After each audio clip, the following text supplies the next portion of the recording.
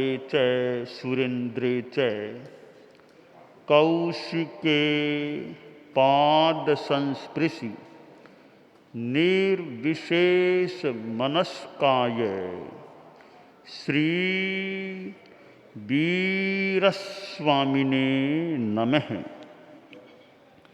ठाणम आगम में कहा गया है, 10 विधे संकिले से पन्नत्ते तंजहा उवहि संकिले से उवस्सय संकिले से कसाय संकिले से भत्तपाण संकिले से मण संकिले से वई संकिले से काय संकिले से णाण संकिले से दंसन संकिले से चरित संकिले से 10 विहे असंकिले से पण्णत्ते तंजहा उवहि असंकिले से उवस्सय असंकिले से कसाय असंकिले से भत्तपाण असंकिले से मण असंकिले से वई असंकिले से काय असंकिले से णाण असंकिले से दंसन असंकिले से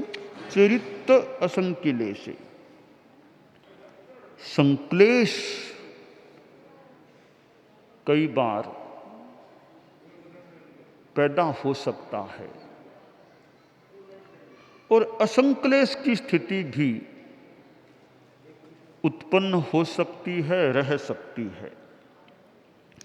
ठाणम के 10वें स्थान के 86वें सूत्र में 10 प्रकार संक्लेश के बताए हैं, यानी किन संदर्भों में और किन निमित्तों से संक्लेश पैदा हो सकता है। संक्लेश का पहला प्रकार है उपधि संक्लेश। उपकरण साधु के उपकरण हैं, कपड़ा पात्र आदि आदि। कपड़ा पात्र आदि नहीं मिला या अनुकूल रूप का नहीं मिला तो कुछ संक्लेश पैदा हो जाए, कठिनाई पैदा हो जाए, मन में भी पीड़ा उत्पन्न हो जाए। तो उपधि के संदर्भ में भी संक्लेश हो सकता है। संक्लेश क्या है? यूं तो कायक क्लेश निर्जरा के 12 भेदों में है। कायक क्लेश, वह क्लेश कुछ अलग टाइप का है। शरीर को एक साधने के रूप में, शरीर के परिश्रम के रूप में। यहां जो संक्लेश है वह क्लिशूज विबाधने, बाधित हो जाना, असमाधि का हो जाना, मलिनता का हो जाना। उपधि के संदर्भ में असमाधि हो जाए कि मुझे नहीं मिला, उसको मिल गया, मुझे नहीं मिला। कपड़ा उसको बढ़िया दे दिया गया, मुझको घटिया सामान्य दिया गया। यूँ उपधि के संदर्भ में संक्लेश पैदा हो सकता है। दूसरा प्रकार है उपाश्रय संक्लेश, स्थान संबंधी संक्लेश। स्थान मिले ही नहीं, गांव में गए स्थान नहीं मिला है। मुनि श्री बेनीराम जी स्वामी रतलाम में एक दिन में कितनी जगह का परिवर्तन, स्थान नहीं, गए तो वहां से हटा दे कि नहीं मिला। आचार्य भिक्षु को भी केलवा पधारे थे तो स्थान की गवेषणा में पता नहीं कितना समय लगा होगा। आखिर स्थान मिला तो चंद्रप्रभ स्वामी का मंदिर जो अंधेरी ओरी के नाम से ख्यात है या पहले भी रहा होगा, स्थान मिल गया। अब आदमी चिंतन अच्छा हो तो कम अनुकूल स्थान में भी आदमी आनंद में रह सकता है। चिंतन अच्छा नहीं हो तो फिर आदमी असमाधि में जा सकता है। तो स्थान संबंधी अनुकूलता न होने से भी संक्लेश पैदा हो सकता है। तीसरा कषाय संक्लेश। कषाय के भाव आ जाएं तो असमाधि हो सकती है। राग, द्वेष, गुस्सा, अहंकार, माया, लोभ, इनसे भी संक्लेश असमाधि हो सकती है। चौथा है भक्तपान संक्लेश, भोजन पानी के संदर्भ में असमाधि। भोजन मिला नहीं, अनुकूल नहीं मिला, भोजन आ तो गया ठिकाने में, सोचता है मुझे बढ़िया नहीं मिला और संतों को बढ़िया मिल गया है। क्यों? अनेक रूपों में भोजन पानी के संदर्भ में भी असमाधि पैदा हो सकती है। छठा, मन का संक्लेश, मन में संक्लेश हो जाए, मन में असमाधि, कोई निमित्त मिला, मेंटल प्रॉब्लम हो जाए, आदि हो जाए, आदि आदि मानसिक व्यथा, मानसिक व्यथा को आदि कहा गया है। अवसाद में चला जाए, कोई बात मन में आ गई, गांठ बांध ली तो मन में असमाधि भोगता है। तो मन का संक्लेश और वाणी का भी संक्लेश हो जाए। ऐसी जबान बोल दी किसी ने तो वाणी से मन में संक्लेश पैदा हो गया, या खुद की वाणी से भी कोई संक्लेश पैदा हो जाए।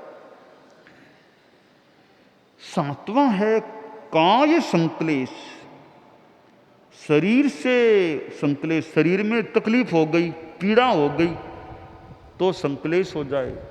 दर्द हो गया है, घुटनों में दर्द है, हाथ में दर्द है, सिर में दर्द है, तो ये काय संक्लेश हो जाए।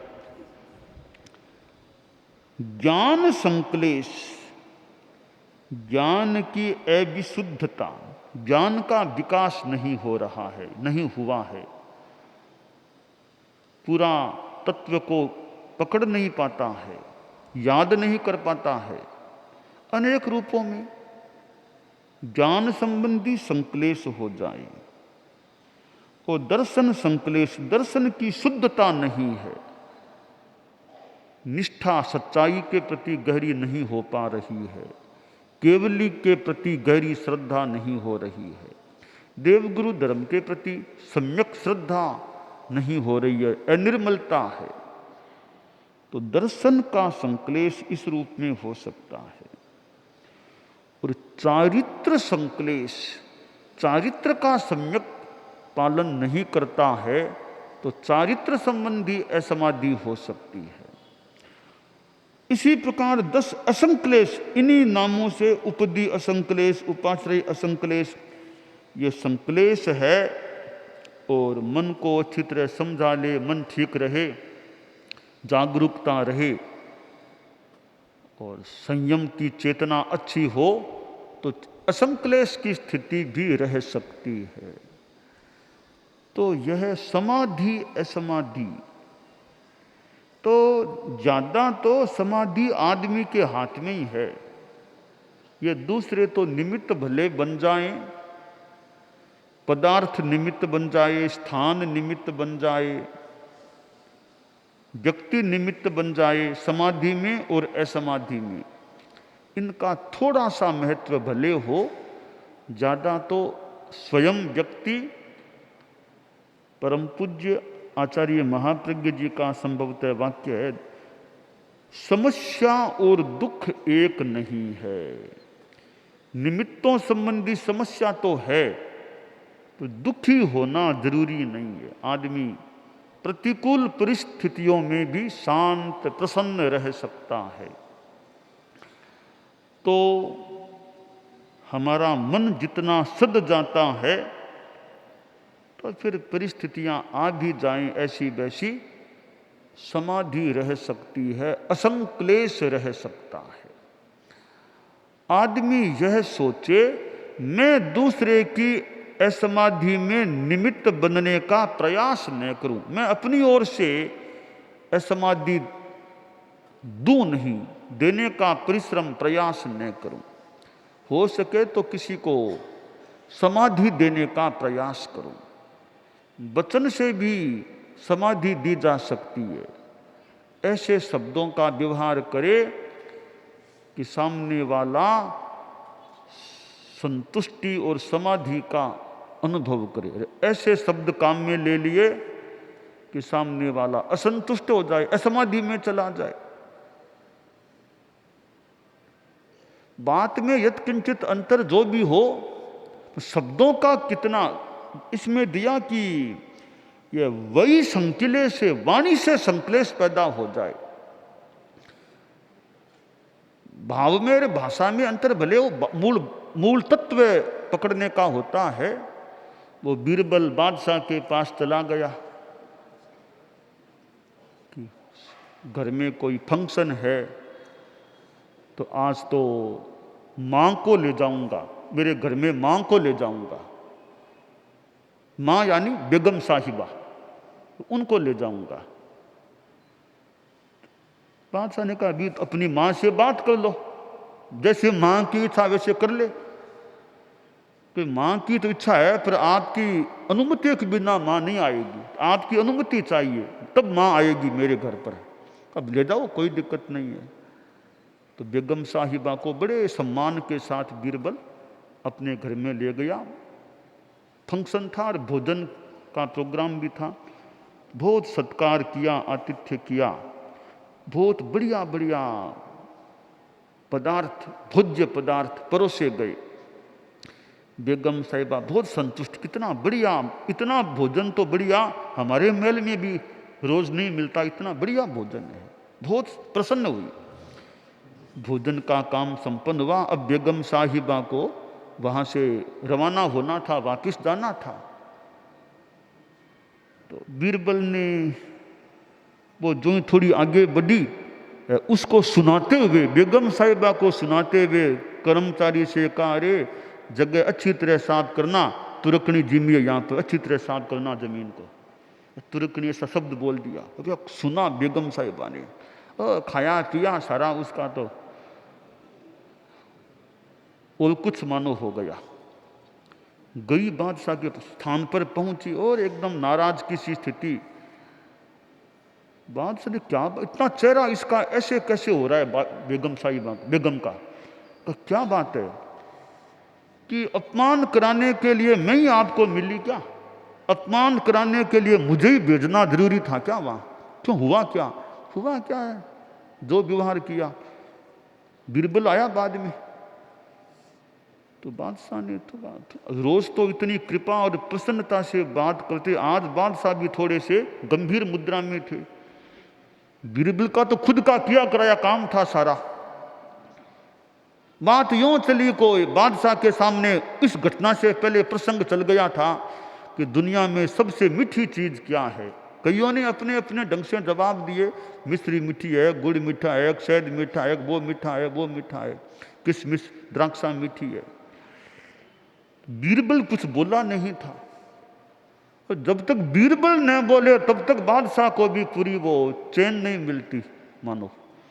कहा भैया बीरबल तुम बोलो, सबसे मीठी चीज क्या है? इतनों ने बोल दिया, इतनों ने बोल दिया, तुम बोलो सबसे मीठी चीज क्या? तो बीरबल का जवाब, सबसे मीठी जीभ है।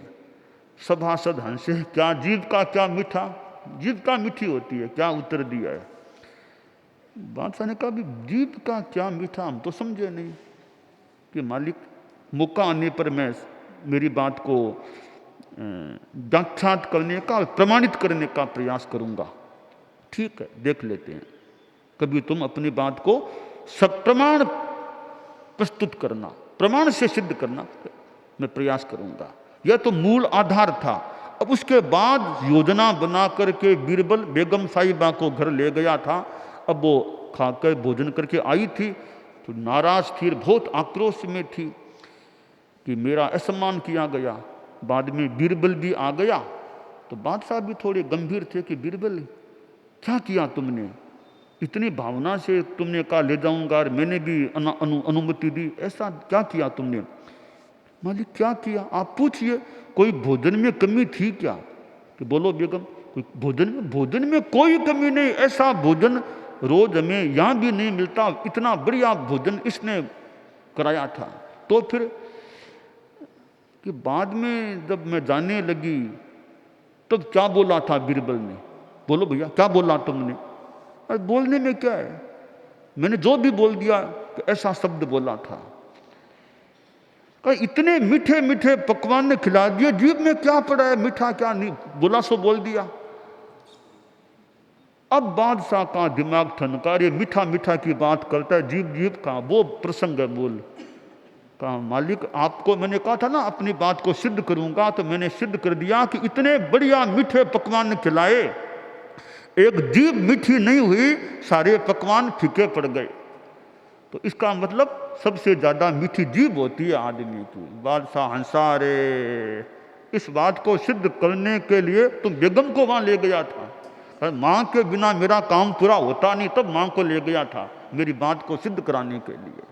अब तो बेगम खुश हो गई कि यह तो सारा योजनाबद्ध एक प्रयोग था, कार्य था। तो वाणी से असंक्लेश पैदा हो सकता है। हम वाणी कैसे बोलते हैं, एक वाणी से सामने वाला असंक्लेश समाधि में आ जाए, और एक वाणी से दूसरी वाणी से आदमी असमाधि में चला जाए। तो शास्त्रकार ने बहुत कितनी एक व्यावहारिक मानो बात कह दी कि वही संकलेश है और वही असंकलेश है, वाक संकलेश और वाक असंकलेश। तो वाणी से कैसे संकलेश असंकलेश हो जाए। सज्जन आदमी जा रहा था, थोड़ा संपन्न धनाढ्य व्यक्ति था, मार्ग में एक भिखमंगा मिल गया।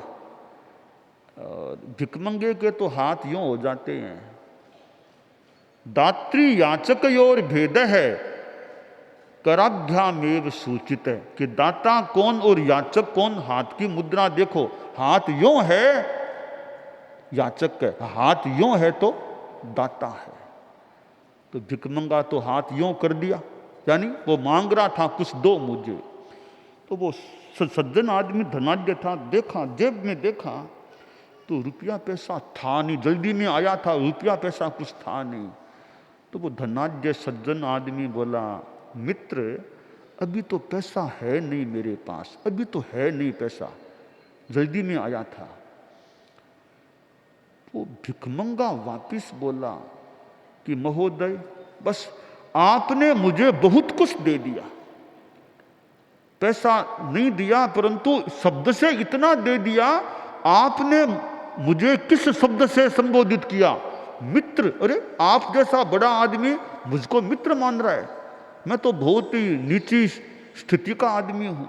कि मित्र शब्द का प्रयोग करके आपने मेरे भीतर जो आनंद भर दिया वो पैसों से भी कहीं ज्यादा महत्व का है। पैसे तो और भी मुझे कोई देते हैं, दे देंगे, आज भी फिर कभी दे देंगे आशा करता हूं, पर आज जो शब्द आपने दिया है उस शब्द ने मेरे भीतर आनंद भर दिया। तो यह शब्द से असंक्लेश, शब्द से समाधि पैदा हो जाए, इसका उदाहरण है। शास्त्र में कहा ज्ञान असंक्लेश, ज्ञान से भी समाधि हो जाए। स्वाध्याय करते करते भी कई बार इतना अच्छा लग सकता है, आनंद शांति, पढ़ते पढ़ते पढ़ते इतनी अच्छी बातें पढ़ने में आती है कि पुस्तक भी निमित्त बन जाती है हमारी समाधि में। इसलिए यह ज्ञान भी बड़ा मित्र है, शिक्षक भी है, मित्र भी है, कि स्वाध्याय करते करते चित्त को बड़ी प्रसक्ति, बड़ा आनंद मिल सकता है। थोड़ा गहराई में जाए, मन को लगा करके पढ़े, अच्छे ग्रंथों को पढ़े, तो स्वाध्याय से समाधि प्राप्त हो सकती है। परम पूज्य दयाचार्य फरमाते या फरमाया कि मगजी आज उत्तराध्ययन में नया रत्न मिला है। यह नया रत्न मिलने से भी चित्त में एक समाधि की स्थिति पैदा हो सकती है। हमारे साधु साध्वियाँ समणियाँ भी हैं, स्वाध्याय से कैसे समाधि ग्रहण की जा सके। 1 घंटा आधा घंटा जितना टाइम मिले, अनुकूलता हो, थोड़ा स्वाध्याय करें, तो स्वाध्याय करते करते ज्ञान भी बढ़ता है, साथ में समाधि भी बढ़ सकती है।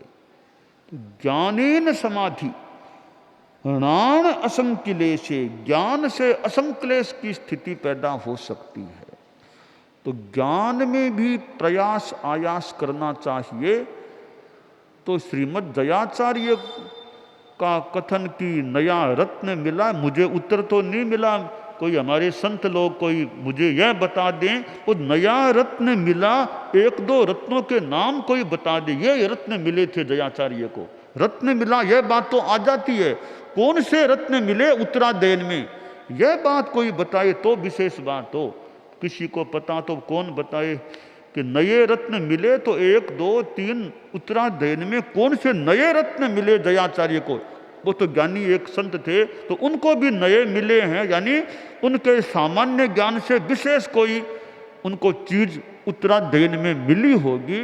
तो हमारे साधु साधुयाँ समणियाँ कोई किसी को पता पड़ जाए हो जाए कि नए रत्न कौन कौन से, एक दो तीन बता सकें कि दयाचार्य को ये चीज़ें नई मिली थी उत्तरायण के स्वाध्याय में, तो अच्छी बात है। न मिले तो ठीक है, पता चले तो बहुत अच्छी बात है।